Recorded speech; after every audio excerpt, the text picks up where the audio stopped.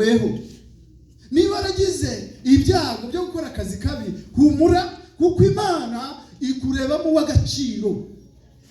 Yesu ashimwe cyane. Betelehemu nubwo uri mutoya, nawe nubwo ugaragara nkaho uri mutoya, amina, ariko uri w'agaciro. Yesu ashimwe cyane. Haleluya. Kuko umucunguzi aravukira muri wewe.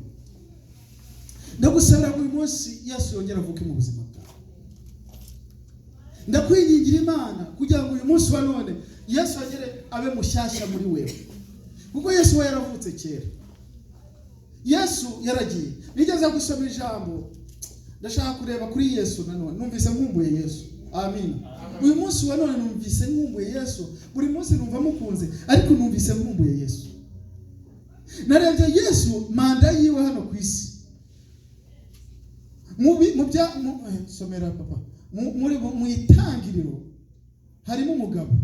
Itangiriro ibice 5 umurongo wa 27. Amina.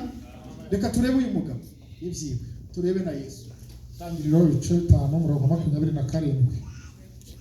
Haravuga ngo iminsi yose Metusela yaramye ni imyaka 969 arapfa.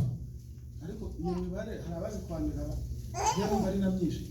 969.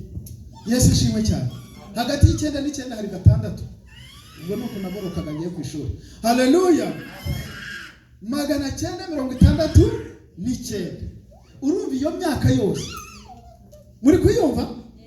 Ariko iyo ukomeje hasi nta bigwi, nta bikorwa, nta kindi cyongera. Warangije aripfira. Haleluya. Ariko Yesu yaravutse baramuramya. Haleluya. Yesu arakura. Bibiri twereka ngo agwiza imbaraga, agwiza igikundiro mu bantu. Haleluya. Kandi arushaho kwemerwa n'Imana. Yesu ashimwe cyane.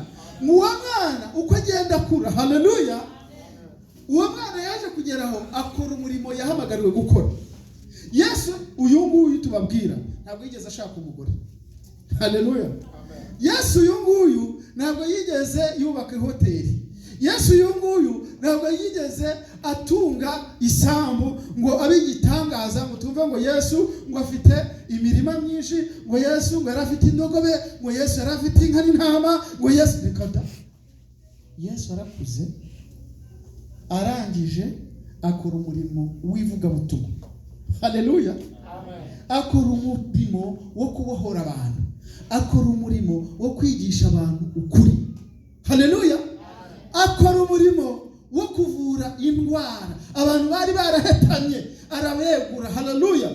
Warangije amara akora. Hari ikintu yakoze nakunze, yakoze icyo bita ministry, akora ministeri. Haleluya. Yubaka umurimo, kandi na n'uyu munsi niho tugihagaze. Haleluya. Yubaka itorero, ashiraho itorero, atoranya abantu 12 arizo ntumwazi z'ibintoreze, arazivuga ngo ngaho ni mugende. Amina. Mugende mu mahanga yose, mwigisha abantu. Amina. Mubabwire ubutumwa bwiza, good news. Haleluya. Mubabwire inkuru ihumuriza, mubabwire. Haleluya. Mubigishe bamenye ibyo byose nabigishije. Bwana sifiwe. Haleluya. Umugabo ku myaka ya 33 arigendera. Undi afite 969. Nta kintu yigeze akora. Nta na fellowship yigeze akora. Nta na korali yigeze ayobora. Urumva? Yesu ashimwe cyane. Mwisi hari abantu babayeho gutyo, bakavuka, bakabyara, bagapfa. Adashiti. Ariko uyu munsi Yesu ikintu yubatse, izina Yesu ryonyine uyu munsi rirakora umurimo ukomeye cyane. Aho wanyura ku isi hose ntabwo waburaho umugaragu wa Yesu Kristo. Haleluya. Amen. Nubwo amazi imyaka 33 yonyine, ariko izina rye ryaramamaye n'uyu munsi wa none. Amina. afite urubyaro rukomeye cyane ruruta urwa Metusela.